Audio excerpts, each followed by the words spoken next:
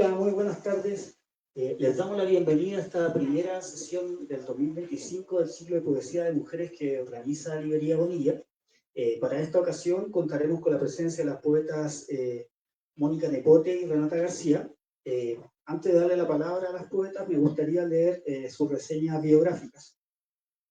Renata García Rivera, Guadalajara, Jalisco, 1997. Estudió letras hispánicas en la Universidad de Guadalajara. Publicó su primer libro, Sombras desde el árbol, en 2020. Sus textos aparecen en revistas de la Universidad, Lubina, Círculo de Poesía, Plástico y Magis y Queso. Cofundadora del colectivo de poesía multimediática Inubicables. El colectivo fue ganador del SECA 2023 para la publicación de su libro Reversos, Instrucciones para no poemas. Becaria de la Fundación para las Letras Mexicanas en la generación 2023-2024.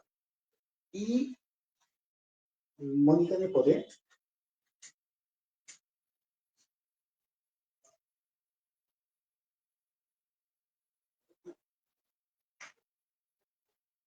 Escritora, artista y montañista. Su práctica de escritura entrecruza diversos códigos tanto textuales como visuales, sonoros y performáticos. Fundó y coordinó el proyecto de e-literatura del Centro de Cultura Digital. El año pasado publicó la muestra Semillas de Nuestra Madre, muestra ecopoética de México en coautoría con el poeta Jack Melchi, así como el material de lectura dedicado a Rachel Carson. Su libro de poesía-ensayo Las Trabajadoras acaba de aparecer bajo el sello editorial Heredad. Publica regularmente su blog Las Repúblicas de lo Salvaje, dedicado a literatura y medio ambiente. Bienvenidos.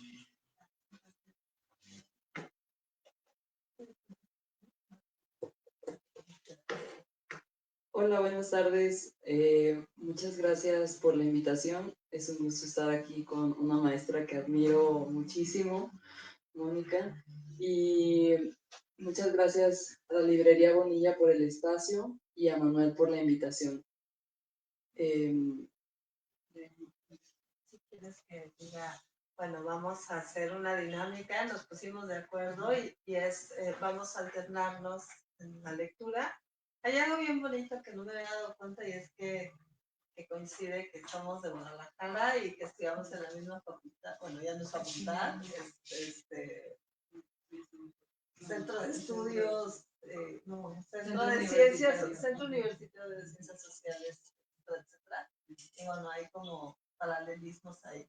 Bueno, ¿quién empieza?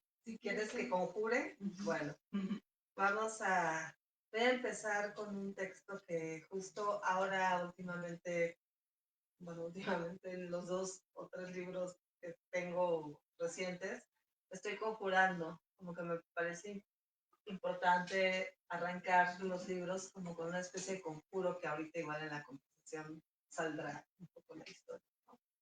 Este es el primer conjuro.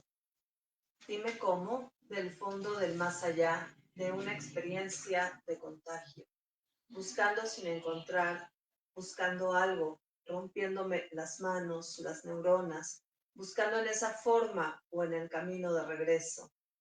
Si las ancestras conjuraban para que sus ciclos completasen algo, la cosecha, las curaciones, el fondo de ese abismo que las más niñas mencionan como amor. Si en mi cuerpo existe una fuerza capaz de encajar cuchillos en la tierra y cortar las lluvias, si sangro y reviento cada vez que sangro, aunque sean las últimas migajas de esta fertilidad tan valorada, si construimos, tras Juana Belén, esa República Federal de las Mujeres, pese a los edictos y las prohibiciones, al sofisticado, enrarecido juego de palabras aristotélico que impide, que manda, pese a Schopenhauer o un cercano, no cercano Melchor de las epístolas. Mejor lanzo la llama, arma de lenguaje, ese que busco, en ese más allá a donde me has recomendado ir. ¿Cómo se llega? Te pregunto con mi guía de ciudades cenicientas. ¿Cómo? Mientras forzamos puertas clausuradas, desbrozando esos jardines húmedos, herbosos, entre catarinas, orugas o peores paisajes, nidos de alimañas. Búscate 20 minutos, minutos para reconstruir y descender a ese sótano pro alergias a vapulear esa no acción. Baja y busca entre los restos de las cosas, ya me dirás qué herrumbre y herramienta. Pero es que mira, tenemos que prender el fuego, tenemos que prenderle fuego al fuego. Voy a leer un poema que creo que dialoga un poco puede dialogar un poco con eso que acabas de leer.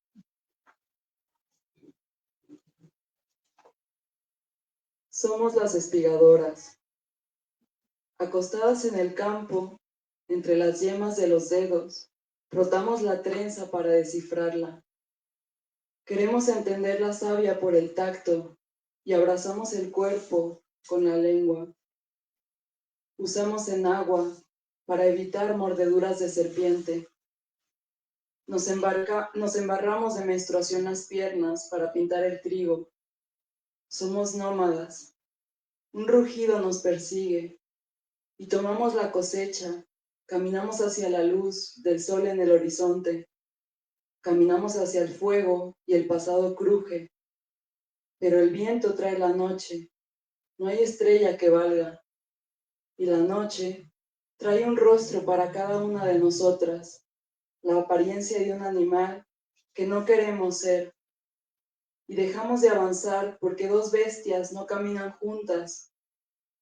Entonces, un relámpago levanta la oscuridad para mostrarnos la verdadera sombra detrás de los ojos, tuyos, míos, máscara.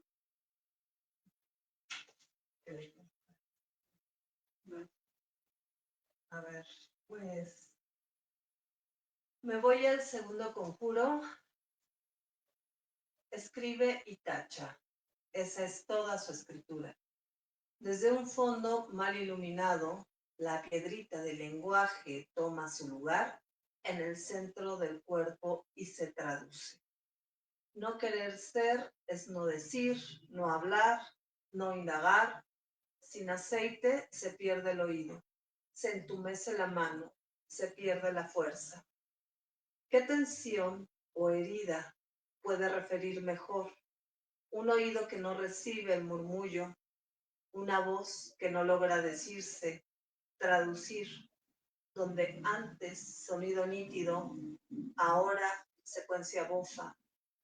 Todo boicot aparecen rastros en ciertas fotografías internas como punto de fuga. En un entorno apacible y verde, el fondo de un retrato familiar, veremos un no idílico momento. Algo se cuela. Ese gesto de los hombres, dominio tácito sobre el cuerpo de las mujeres. Ya sea en la forma en que el terrateniente o pater familias coloca la mano en el hombro de su esposa, o en el sutil desvío de la mirada de aquella mujer que se ha desplazado de su propio centro. Su lenguaje era el servicio, su sentido, su significado solo válido por atención, por precisión y solicitud. Por su decir, sí señor, no señor. Detengámonos en el detalle de un rostro movido, el de alguna niña de la familia cuya rebelión es no fijarse a la imagen. Ser borrosa es su táctica, fugarse del depredador. El monstruo siempre radica entre la familia, secreto bien guardado. El rostro en fuga ahora se desfigura. Ha perdido domicilios, voluntad, espacio, oído, el cuerpo mismo. Ha perdido todo, nació perdiéndolo.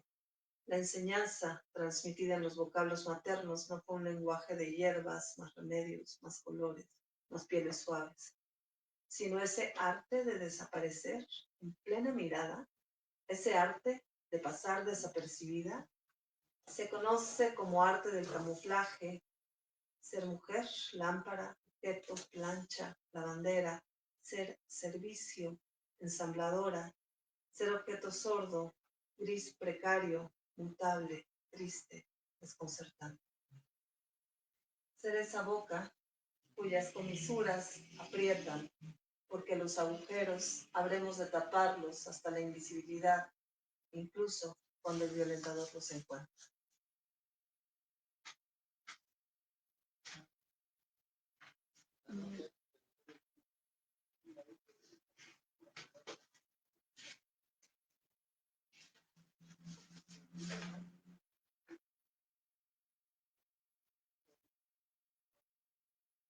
Anémona, te vi aferrada a la concha de un cangrejo ermitaño. Él, con sus pinzas colmilludas, te lanzaba trozos de gusano, migajas de carroña que te mantenían en su espalda. Te vi protegerlo de los depredadores, arriesgar tu cuerpo blando, disparar veneno hasta el vacío. Hiciste de tus tentáculos una fortaleza ambulante. Te vi soñar, burlar todas las tortugas, conocer la superficie sobre el caparazón rojo. El cangrejo al crecer se infló de luz. Una noche, el crustáceo de patas largas te dejó dormir entre las piedras. Encontró una nueva casa. Quisiste seguirlo, perdida y lenta. Te arrastraste centímetro a centímetro, tomaste el gris de los corales bajo los barcos, y después de un par de tormentas, te quedaste fija en el fondo. Descubriste un mundo en tu propia arena. Vamos a leer un poema de desobediencia porque para irnos de ahí y poner activación. Bueno, estos textos que estoy compartiendo son parte de un libro que se llama Las Trabajadoras y lo digo porque tienen como cierto hilo que los reúne, ¿no? Es un libro de mujeres y máquinas feminizadas, y este es un memorándum que escribe una de las mujeres que habitan este libro y dice así: estimados míos, soy una criatura que se extiende y se desprende de la infancia. Crecer rápido fue necesario como estrategia de sobrevivencia. Soy esa criatura que se apuntabla, surge otra vez, adulta, con otros brillos y brillos en la piel, sin entender bien la violencia implícita de la que hacen gala. Me aparto de las líneas de su dictado, de sus sombras, sus sillas rectas. Renuncio al lugar que me destinan para adentrarme a un jardín desconocido en el que me encuentre dulcemente con las de mi calaña, las fijas, las húmedas y misteriosas, las que palpitan bajo tierra, las que florecen cuando llegan los vientos propicios, las que atraen por colores, por texturas, las que se hacen cantar, las que aguardan la visita, el vuelo, las que crecen en las rocas.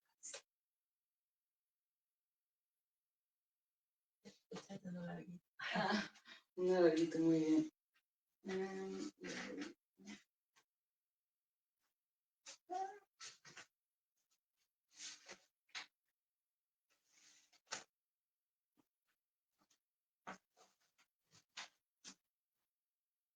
10 maneras de mirar una fulgurita. 1. En la tormenta la arena toma forma de rayo. Entre las dunas de una playa desierta, una piedra de vidrio apunta al cielo. Raíz invertida, árbol sin hojas, roca con verrugas frente al mar. Se llama fulgurita y se parece al residuo mineral de la pasión. 2. El rayo cae en la arena como el amor ataca al cuerpo. 3. Los ojos de la fulgurita, cuencas pardas y tristes, color sepia. 4.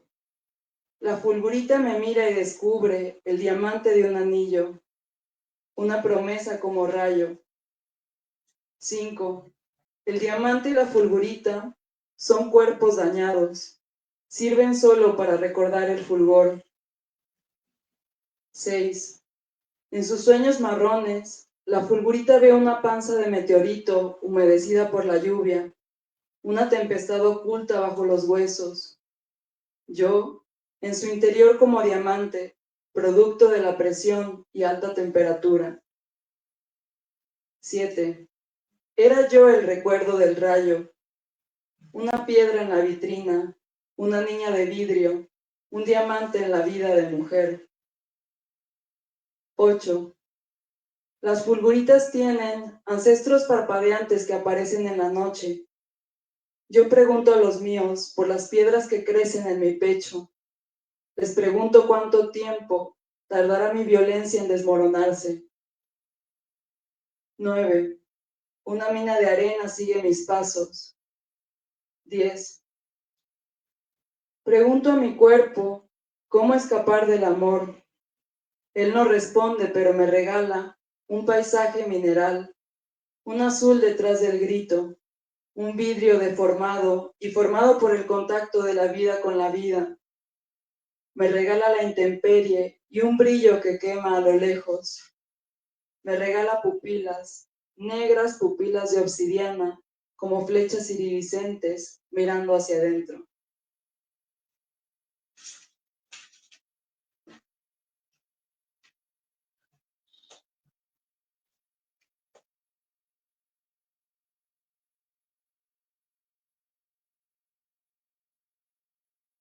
Este poema se llama Códigos. Mi madre tomó mis manos, haciendo un hueco que recibe. Me dio un alfabeto nuevo, apenas un código. Los dedos en el teclado, palabras al hilo, índices, anulares, meñiques, cordiales, danzas que detonan zonas nuevas, otras versiones de los hechos y los dichos. Lo dicho escrito desde la lengua madre con la que velas por las mías, haciendo camino como una forma de nombrar. Rescatas de la borradura los mínimos hilos, las cuentas, las formas secretas de componer historias de mujeres tras vajillas, historias de hilos alados, hilos que enredas en las teclas, los carretes, una forma de decir lo que otros invadieron. Acá nuestros cuerpos rozan, respiran, nuestra versión de vivir, nuestra versión de asir las flores, conocer las plantas, adorar caminos abiertos que abrimos tras los pasos juntas. Acabamos tomadas de las manos, cantando, curiosas, en la fatiga de lo que siempre resiste sin quebrarse.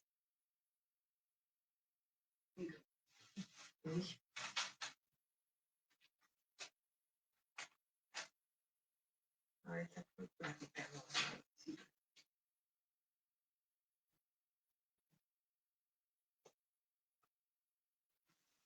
En el trabajo apesto como poeta. Un pensamiento podrido me estanca cuando el umbral de las 10 horas laborales atraviesa mi cuerpo. En el trabajo, mis palabras son herida fermentada. Mis sílabas supuran hedor a tabaco en boca de muerta. En el trabajo me dicen poetisa de ceniza mojada, genia de alcantarilla. Mi voz desata náuseas y termino como rata sedienta. De regreso a casa, arranco romero de la esquina. Imagino un árbol pequeño entre mis manos, un ciprés recién nacido.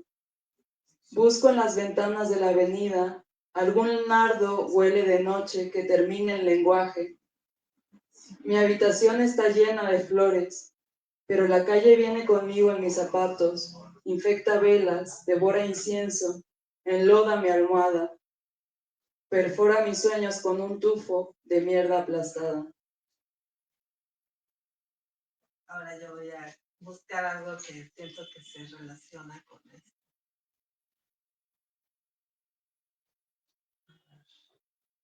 Ensambladoras.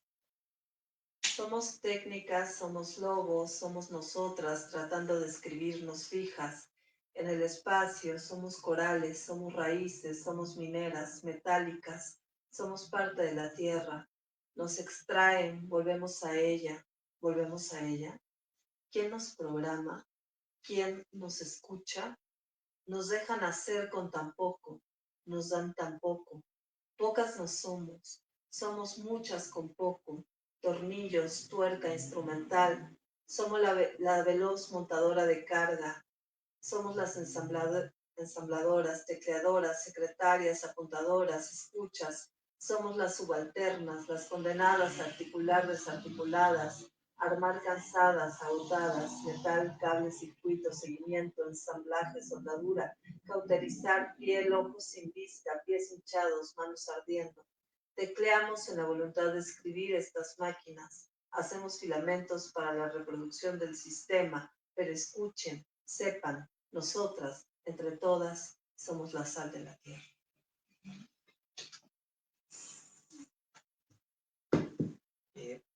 Bueno, ¿les parece si les hacemos las preguntas como para que establezcan ahora un diálogo o Sí. prefieren seguir leyendo un No, ratito? ¿Sí? ya conversemos. A mí me gusta conversar, leer. Bueno, como parte del ciclo, para las poetas invitadas, nosotros les realizamos una serie de preguntas para si ustedes quieren puedan establecer un diálogo entre ambas. La primera pregunta para las dos sería, ¿cuáles son los principios que guían la escritura de tu poesía? Para Renata y para Mar, por favor. ¿Quieres comentar? Sí.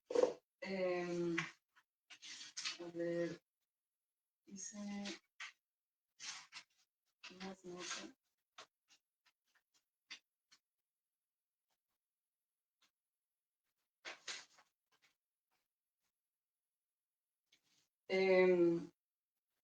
Bueno, siento que algo que me he pensado mucho es como el cielo en el cuerpo y cómo tratar de, bueno, una vez, voy a contar una experiencia rápidamente. Una vez estaba, como que estaba con una persona que en una experiencia donde sentí que me objetualizaba, me materializaba, como que solo veía así mi materialidad de una forma muy, muy grotesca. Y volteé a ver a través de la ventana y vi un pedacito de cielo. Entonces sentí que pues las mujeres somos eso, como una expansión, algo muy, muy grande que habita nuestro cuerpo y que a veces se intenta someter, que se intenta dejar adentro por los otros, por la sociedad.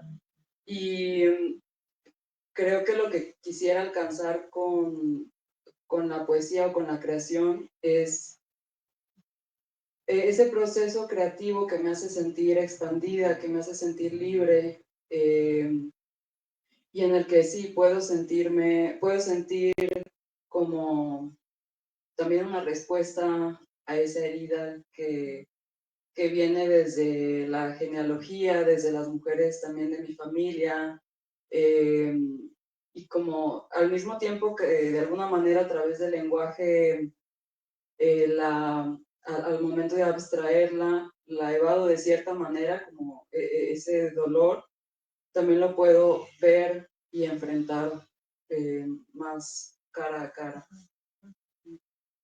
Pues fíjate que yo te respondería como un poco con el poema que leyó, o sea, pensando en el poema que leyó Renata, ¿no? Que leíste como esta, yo durante mucho tiempo me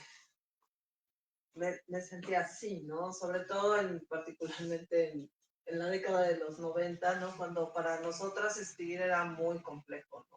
Es decir, siento que el panorama del presente me ha puesto en otro lugar como para pensar la escritura, ¿no? Y el panorama del presente quiere decir como justo toda esta parte de representación de, bueno, las mujeres en la calle, ¿no? Las mujeres marchando, las mujeres como buscando, publicando, escribiendo y apoyándose. Era algo que en los 90 pues se veía muy poco, ¿no? Es decir, en los 90 como que cuando yo era veinteañera, pues a mí llegar a esos espacios donde socializas tu trabajo me provocó una herida muy profunda, ¿no? O sea, recibí las suficientes descalificaciones como para trabarme. Entonces, yo pensaba cuando nos hacías la pregunta, Manuel, que era como muy compleja de responder, ¿no? Porque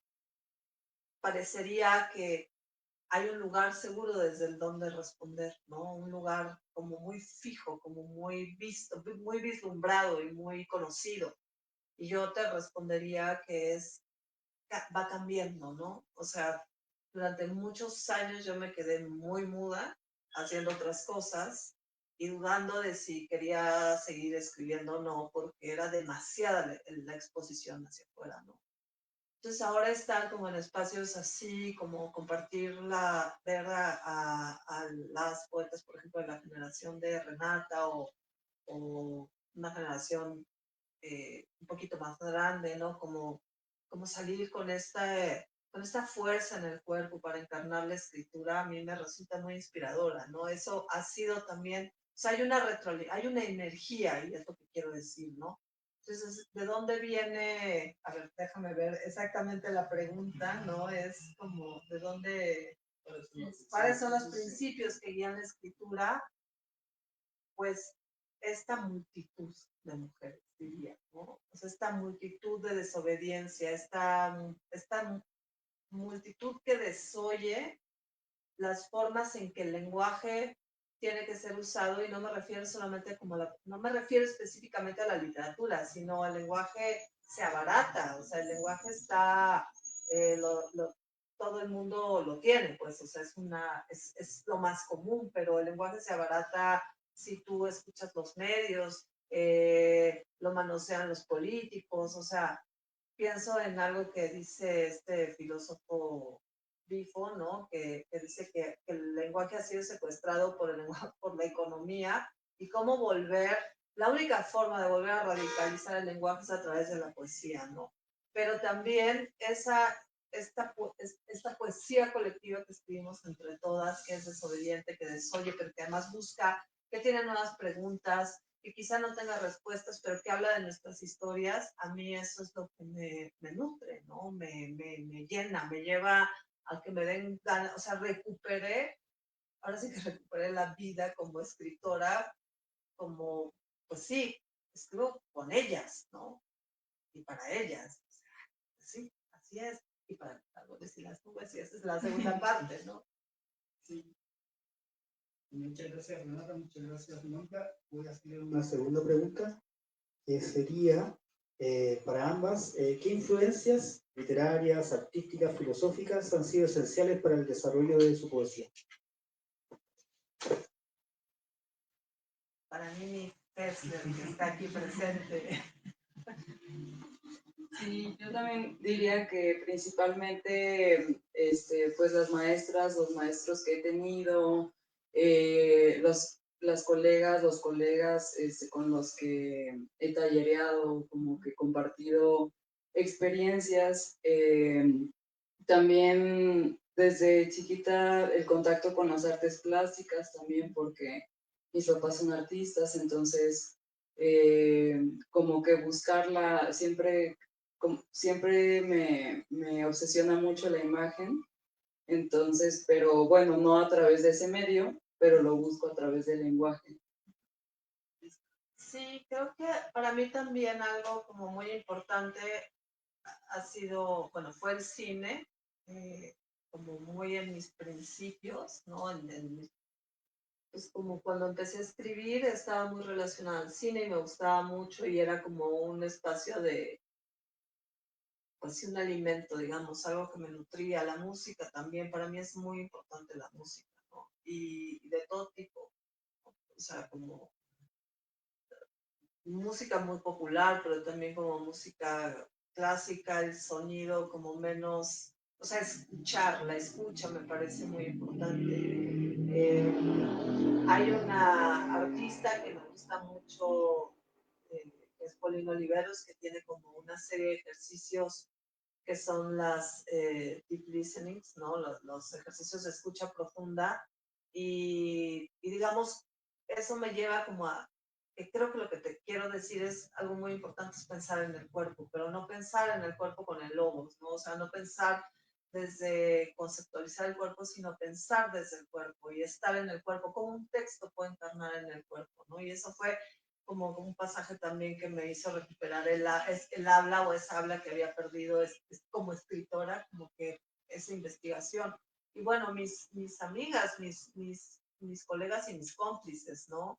El trabajo de Carla Fessler, que está aquí, porque es un diálogo, ¿no? Porque con ella y con otras colegas de la generación empezamos a hacer cosas que se salían un poco de lo que se entendía porque era leer poesía, ¿no? Por darnos, por levantarnos y movernos en el espacio y hacer cosas con la voz y preguntarnos cosas en relación a lo que damos por hecho con el lenguaje, ¿no? Entonces, sí, eso. Y ahora creo que algo que me influye mucho son la escucha de otros cuerpos, como la escucha de los cuerpos de agua, ¿no? La escucha de los cuerpos vegetales, de los cuerpos geológicos, y como intentar no traducir lo que veo o leo o pretendo leer y entender de esos cuerpos, sino hacer preguntas a través del lenguaje humano de cómo podríamos, qué sería escucharles, ¿no? ¿Qué sería, qué podrían decir si tengo esa escucha atenta, ¿no? ¿Cómo me imagino que podrían, no hablar, porque no quiero como caer en un ejercicio de antropomorfización, sino eso, o sea, cómo podemos entender y nombrar todo lo que, todos esos secretos que suceden y que ocurren en esos otros lenguajes. Sí, a mí también la música es muy importante como también para invocar cierto momento, cierto como acceso a la mente y al cuerpo a través de la música también. Sí, totalmente de acuerdo. A mí me gusta mucho un artista que se llama Nicolas Jarre y que tiene unos álbumes como también raros. Sí. Y siento que es como una invocación, como algo medio brujil, como del más allá, no sé. Sí, como esos, como poner también los conjuros al centro, ¿no? Sí. Que eso Sí. se me hace muy, o sea, no solo que sea divertido porque qué divertido es, sino porque el conjurar mismo es un proceso, ¿no? De aprendizaje y de experimentación. Y creo que eso también como experimentar, o sea, entender que escribir es experimentar, porque luego también está la hegemonía allá afuera, ¿no? De una novela es esto, ¿no? Por fortuna la poesía es tan libre y es ese espacio tan abierto a que todo suceda, ¿no? Digo, la contraparte es que pues no tiene como el movimiento que tiene pues una novela,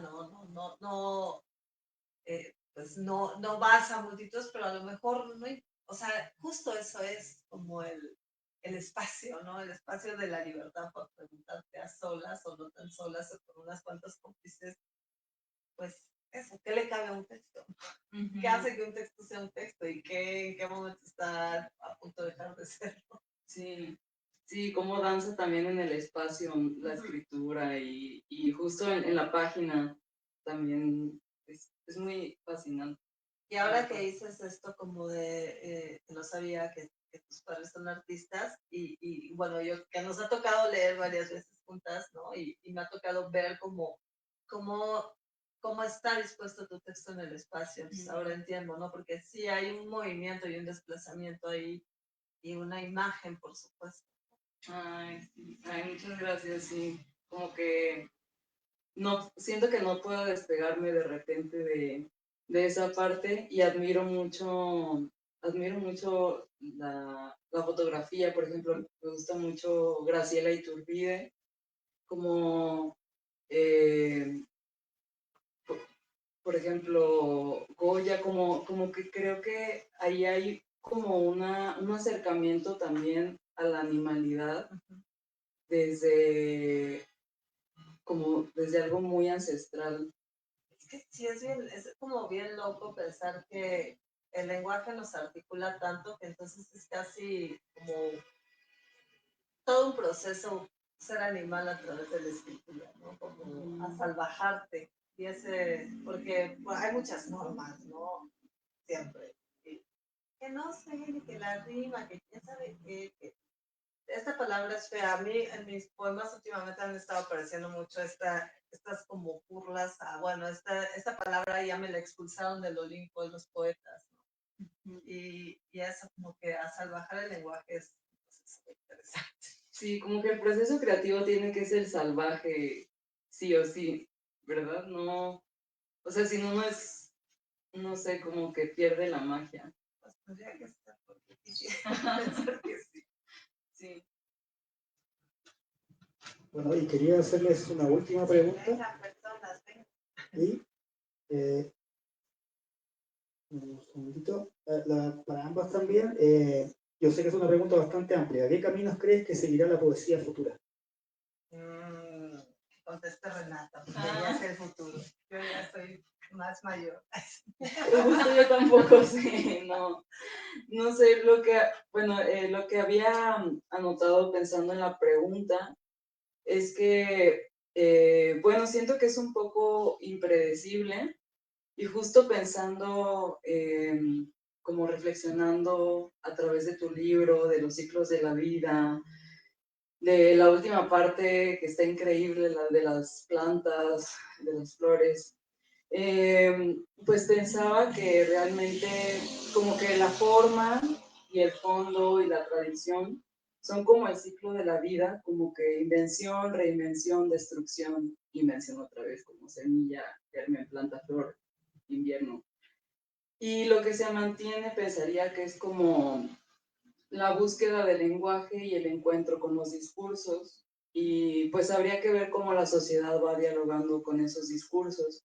Yo creo que ahorita está pues muy presente el discurso de las violencias y me parece muy importante porque justo de lo que hablábamos hace ratito, de que creo que para tratar de derrumbar, derrotar, debilitar la violencia, tiene que ser atravesada por la sensibilidad y una de las expresiones más sensibles y la forma más sensible de comunicarse de los seres humanos con otros, yo creo que es la poesía. Entonces, pues pienso que en este momento está muy presente pues ese tema, pero conforme va cambiando la sociedad y la cultura, va cambiando también la mirada y la forma de expresarnos, entonces habría que ver. A mí me surge la curiosidad de si esta pregunta está relacionada, bueno, si se piensa y se nos ofrece porque justo parecería que el lenguaje siempre está en esa batalla con lo visual, ¿no? O sea, como esta idea de, bueno, la frase conocida y que la tengo muy presente porque está Carla aquí, ¿no? Lo de la imagen vale más que 1000 palabras, ¿no? Y Carla, ¿algún día hiciste ese proyecto de las 7 palabras? Sí, y lo que dijo Marguerite Duras es no, la palabra contiene 1000 imágenes. Ajá, Es lo que le viró. Sí, sí, que eso es hermoso, ¿no? Entonces sí. Pensar como, o sea, pensar desde dónde nos hacemos preguntas por el futuro. Yo pienso, por ejemplo, en el libro, me tocó editarlo y publicarlo y lo busqué primero para conseguirlo, porque no hicimos esa producción. Un libro de un teórico que me gusta mucho, que es Wilhelm Flusser, que es un teórico de medios. Bueno, era un teórico de medios. Él murió en los años 90. Y justo uno de sus libros se llama así, en forma de pregunta, ¿tiene futuro la escritura? Y su pregunta es que si tiene sentido escribir cuando podemos grabar, cuando podemos, ahí en ese momento era, podíamos grabar, podíamos filmar, podíamos como transmitir. Es decir, con estas como formas técnicas o esta tecnología que hace como, que nos pone como al alcance otras herramientas, otras maneras de narrar y de contar historias o de lo que sea, ¿no? Y es muy curioso que ese libro, que parecería que va a cuestionar la escritura, justo hace una como análisis muy crítico sobre cómo el lenguaje se empobrece, digamos, ¿no? Y creo que es siempre, o sea, esto que mencionas es bien interesante porque el futuro nunca es lineal. Bueno, ni el pasado, o sea, la línea no existe, es decir, esa es una reconstrucción que hacemos, ¿no? Entonces, si lo pensamos como lo que viene y como si supiéramos, si pudiéramos ahí medio ver qué puede pasar, creo que es muy difícil. Yo lo que siento es que, pues, cada comunidad responde a lo que necesita, ¿no? Yo creo que ahorita hay como una necesidad de relatos de esperanza, ¿no? O de espacios para la esperanza. Y porque justo, o sea, a esas narrativas de violencia hay que fisurar, hay que encontrar esas fisuras, ¿no? Y que siempre estamos como en una, creo que en nuestros textos, y creo que eso, o sea, pensaba ahorita que he escuchado los tuyos, ¿no? Siempre están en una negociación entre lo que denuncian, lo que reflejan, y también como por donde exaltan otra narrativa. Sí. Y creo que ahora sí que ese es el futuro, pues porque, o sea, ante las declaraciones políticas, pienso en el vecino país del norte y su líder, ¿no? Cuando te dicen, vamos a quitar los espacios culturales porque tienen ideologías antinacionalistas, o sea, justo, ¿qué entendemos? O sea, nuestra nación es el texto, nuestra nación es la poesía, nuestra nación es el arte, ¿no? Y yo creo que eso es lo que queremos habitar y sin duda nosotras estamos habitándolo y buscando cómo habitarlo y seguramente más generaciones van a venir siempre a tratar a habitar esos espacios, si no, ya nos morimos todos, ¿no? Sí. Y todos. Sí, y también creo que sí es importante, digo, a pesar de que esta cuestión de que los poetas no necesariamente tenemos como una, digamos, como una autoridad moral y por lo tanto una responsabilidad enorme de tomar alguna postura, sí creo que como estamos digiriendo nuestro mundo y también poniendo algo allá afuera, creo que sí es importante como tener en cuenta estos discursos y cómo estamos aportando a uno o a otro discurso. Sí, y quedan, o sea, pienso también en cómo, digamos, se han organizado lecturas de poesía de poetas palestinos y palestinas, ¿no? Y eso también es como una forma de tenerlos aquí presentes, ¿no? Y para mí eso es, o sea, como invocar y convocar a través de las palabras de alguien que estuvo, pasó por la tierra y no está, y quizá fue violento, o sea, y quizá dejó este planeta por razones sumamente violentas, pero están esos textos y eso no hace que recuperemos esa muerte que no debió ser, pero hace que volvamos como al lenguaje, ¿no? A eso, a habitar el lenguaje y hacernos preguntas. Sí, yo creo que el futuro sí debería de ser más colectivo, que más ante el mundo que estamos viviendo, justo Trump, Milei y todo lo que Sí. está pasando. Más organizados también, más fancinero. Sí, estaría bien porque, pues, si sigue siendo una única cosa como de la tradición y la figura de el poeta, pues eso al final de cuentas, esa sensibilidad se queda encerrada en un espacio y luego no, bueno, siempre hay formas de que salga, pero yo creo que ayudar a esos, como que se den esos espacios colectivos o sí, como esas luchas en conjunto, puede permitir que esa sensibilidad realmente pueda penetrar un poco más o atravesar un poco más todo lo que está pasando alrededor y ser más resistente. Atravesar esa pared como la atraviesan los teposanos.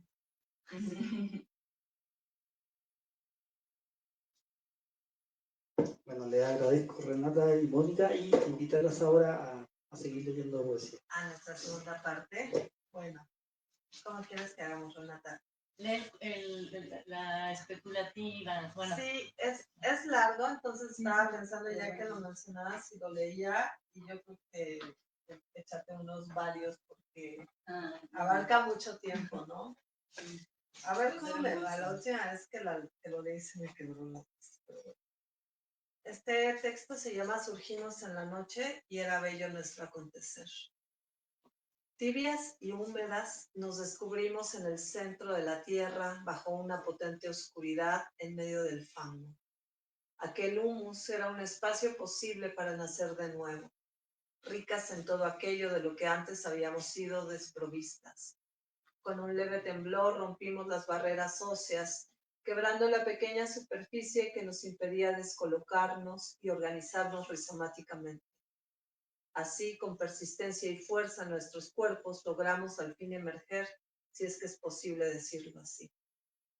Unidas, emancipadas, sinuosas, en medio de ese fango enriquecido en minerales, entre los restos metálicos de dispositivos antiguos, ahora chatarra enmohecida, vimos surgir algunos hongos. Nuestra batalla no estaba de su lado, no eran nuestros enemigos, pero tampoco sabíamos si nuestros aliados.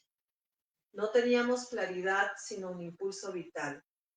Un impulso desobediente, frondoso, alegre y anarquista, cobrando formas que nos rebasaban a nosotras mismas. Nos habían dicho desecho, nos habían dicho basura, nos habían catalogado como esclavas, mano de obra barata.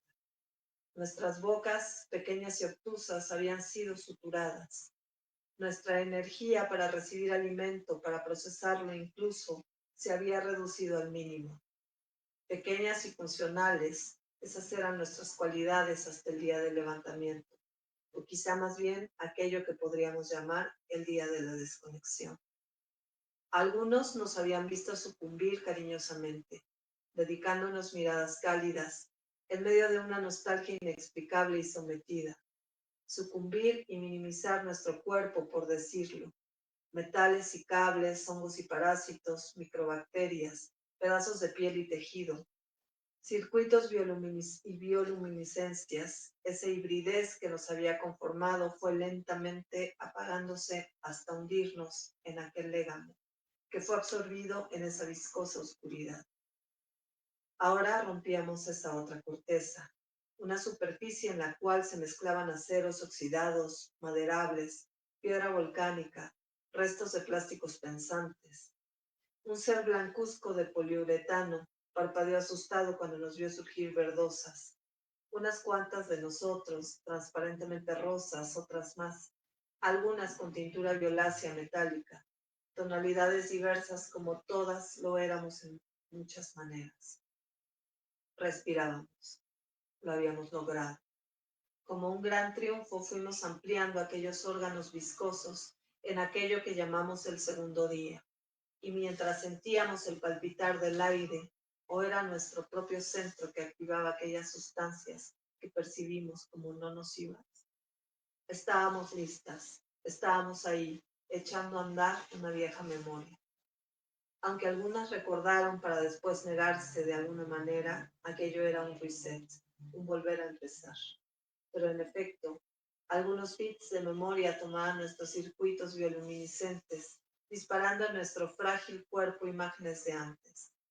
Algunas cosas que desearíamos olvidar, pero también aparecían otras imágenes pixeladas de aquello que llamamos las viejas disciplinas, que instalamos en nuestros filamentos que nos otorgaran destrezas en caso de que pudiéramos un día lograr el desplazamiento.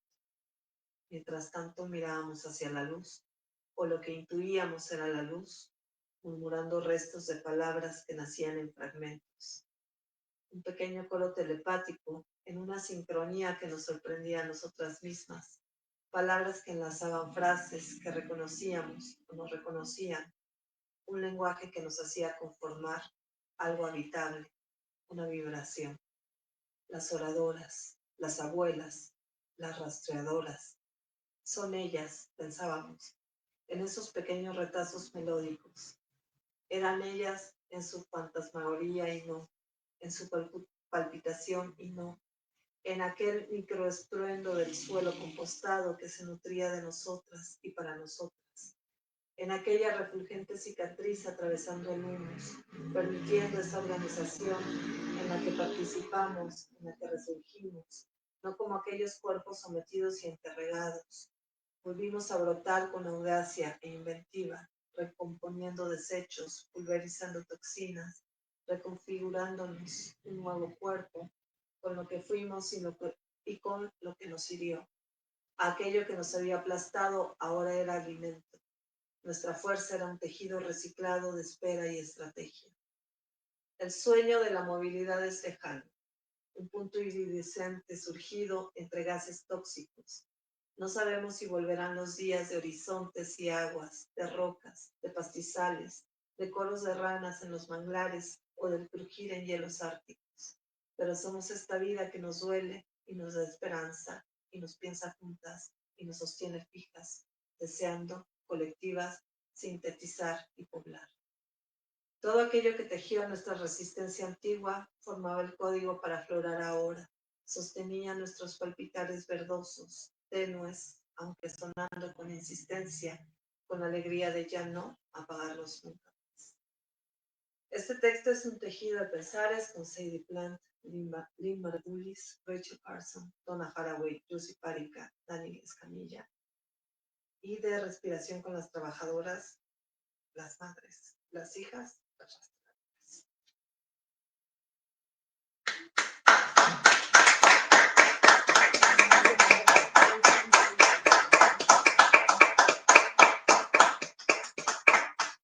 Híjole, es que ahorita decir la palabra las rastreadoras es muy fuerte. Duele mucho, porque duré como 10. Es que después de eso no sé qué leer. ¿Tienes el del rayo? Ay, sí. Eso me queda. El de cuando caiga una niña. Ay, qué maravilla, de verdad. Lean las trabajadoras. O sea, me da un poco de pena todo eso. O sea, me da pena que me digan eso. Lo del libro. Es que estaba genial, de verdad. Es que nos enseñaron a que no podíamos recibir así como palabras de, o sea, como que estamos acostumbrados. Eso es porque hacían los talleres, ¿no? Hay que recibir los golpes, no puedes recibir como los me gusta, eso te tienes que, y menos en las mesas, eso no se hacía, ¿no? Y creo que todavía esa narrativa me cuesta mucho trabajo, sigo respondiéndote, ¿no? Como que esa narrativa cuesta mucho trabajo, porque parece que le resta calidad al trabajo, ¿no? Parecería que no tenemos ese derecho de sintonizar con el trabajo de la otra. Y yo creo que eso hay que hacer una reescritura de esas maneras de encontrarnos también en nuestros textos.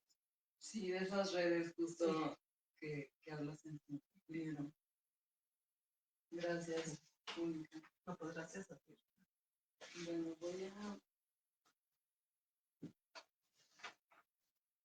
voy a leer este del rayo. Cuando cumplí 1 año, mi padre me protegía de un rayo con su cuerpo. Era un día soleado. La tormenta estaba a un par de kilómetros. En el páramo la luz amarilla se volcaba en nuestra superficie y en la hendidura de nuestros gestos. Él me sostenía en sus brazos, mientras mamá le mostraba el brillo del tractor entre caballos, gallinas y perros. Aquel día no había amenaza. Dicen que en un parpadeo, la luz más fuerte y el ruido más ensordecedor entró por la cabeza de papá. Dicen que su mano fue el punto de escape, que sus dedos se alargaron hasta las nubes, el contacto de un dios anhelante de lluvia. Los caballos chocaron unos contra otros. Seguíamos vivos. Volvimos a casa. La tele se había reiniciado. Mamá salió a recoger el pastel y al regresar, encontró a papá arrastrando las palabras. Conmoción cerebral, un mecanismo complejo actualizándose. Intercambiamos vida por lenguaje. Aprendimos a leer juntos. Se le despegaron sus empastes dentales, encontraron líquido en sus pulmones. Trazó una nueva infancia y juventud. Papá me salvó del cielo en mi primera revolución solar.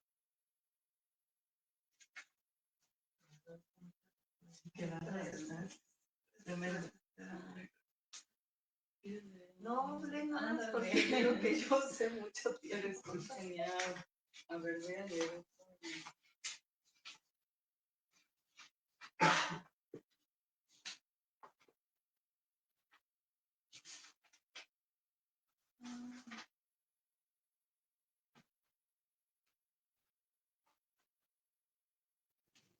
Bueno, leo este segundo.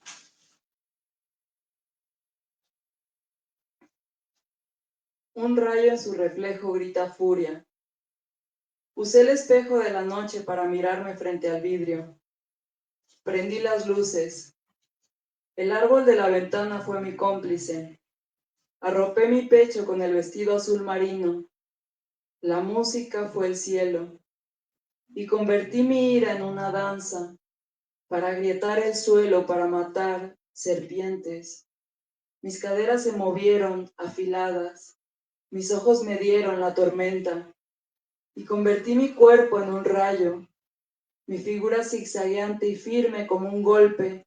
Estalló la electricidad de la casa. Y fui un relámpago en el espejo.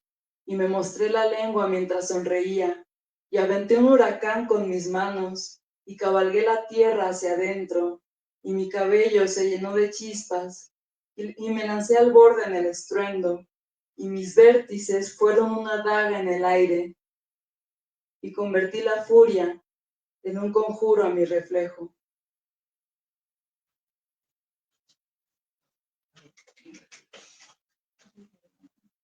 No, me quiero quedar con ese. Sí, quiero más, escucharte más. Me encantan estos poemas de los rayos. Haz más y hacemos un libro de... Estaría súper padre.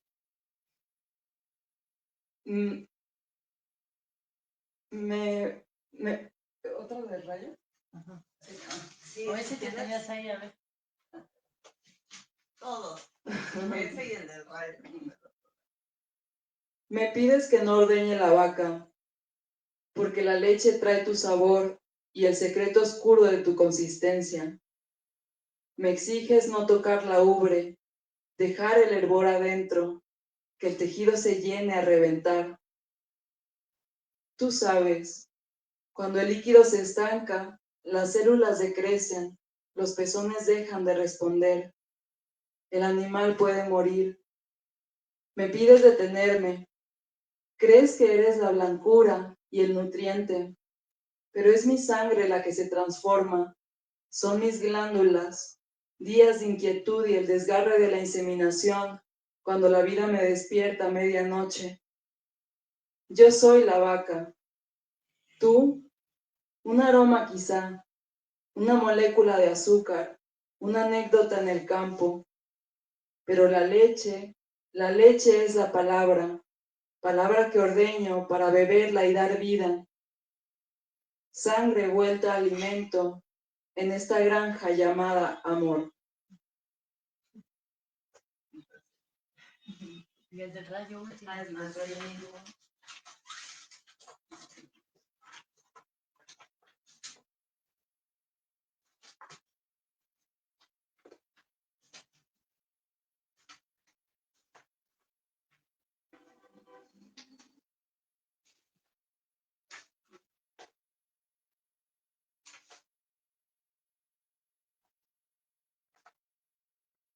No observar la tormenta desde la entrada de una cueva.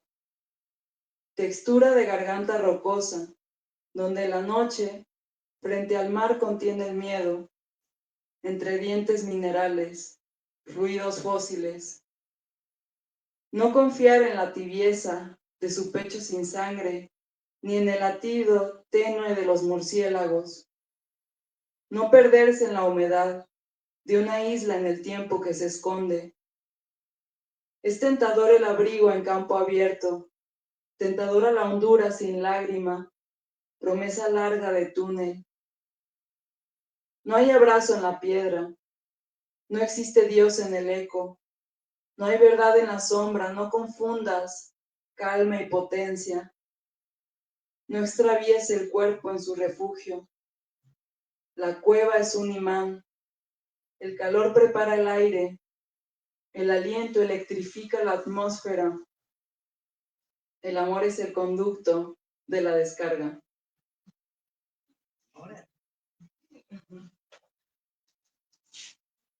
Bueno, queríamos aprovechar la instancia como para abrir alguna instancia de diálogo en el público. Si alguna persona desea hacer comentario, consulta, pregunta, hay micrófono disponible.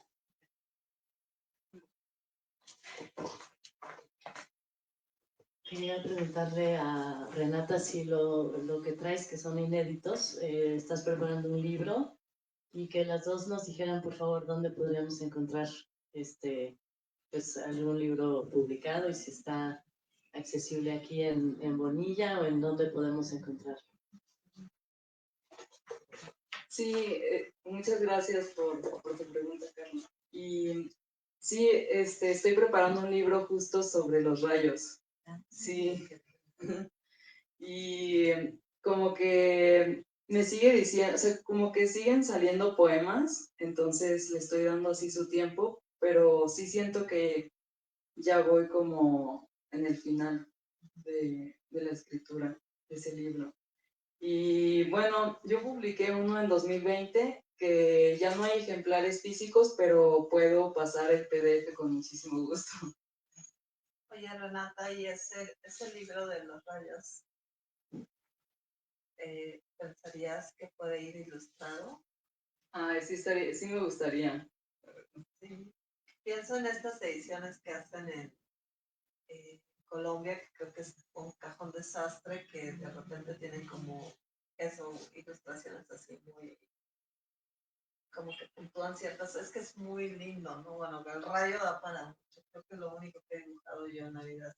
¿Sí? ¿No? Por ahí me hice un regalo a un niño que nació y era un rayo. Ay, qué padre. Sí, es que los rayos son muy interesantes y también dan mucho miedo. Yo les tengo fobia, entonces justo por eso empecé a explorar por qué les tengo tanto miedo y por qué me causan en el cuerpo como una sensación de, no sé, como muy, muy primigenia de un terror. Entonces, pero sí estaría muy bonito ilustrado. Aparte los libros objetos son maravillosos, ¿no?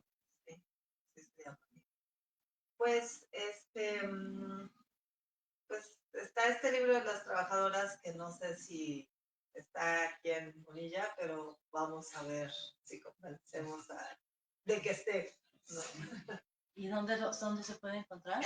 Está en la página de la editorial, se puede encontrar en la página de la editorial de Heredad. Es una editorial chiquita y que tiene apenas como 4 años, entonces... Ah, lo envían. Sí, se puede enviar. De verdad, súper recomendado. Ay, estaría padre cerrar con algún poema de las trabajadoras. Aquí traigo ¿Podría pedirte uno? ¿Que leas uno? Bueno, sí.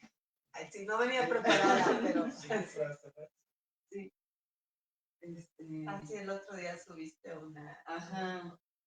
Que tengo muchos que me gustan, pero... El de los mensajes en las etiquetas. Ay, sí. Pero el de las etiquetas siento que uno solito bueno, no sé. No, a ver, otros, sí. No sé. Que uno solito como que tiene fuerza todos juntos. Sí, no, es que también lo de la hermana y la tienda es increíble. Sí. El de camelias podría ser. Sí, el de camelias, que es una flor muy de patios de Guadalajara. Ajá. ¿No? Yo sé que... Y de hecho, te quería preguntar algo, pero te lo pregunto de una vez. La calle de Puebla está en Guadalajara, ¿verdad? Sí. Yo viví mi infancia 10 años en esa calle de Puebla. Sí. Sí, ahí a mí no me tocó esa casa. Bueno, algo que hay que decir es que en el libro de las trabajadoras hay un texto que es un inventario que hace una de mis hermanas y recordando una tienda que tuvo mi tía y habla ellas hablan todo el tiempo, mis hermanas me llevan muchos años, entonces pues yo tuve una infancia muy diferente porque pues yo sea, ellas habían crecido juntas y cuando yo nací ellas ya eran adolescentes. Entonces, esa calle de Puebla para mí es como una abstracción, ¿no?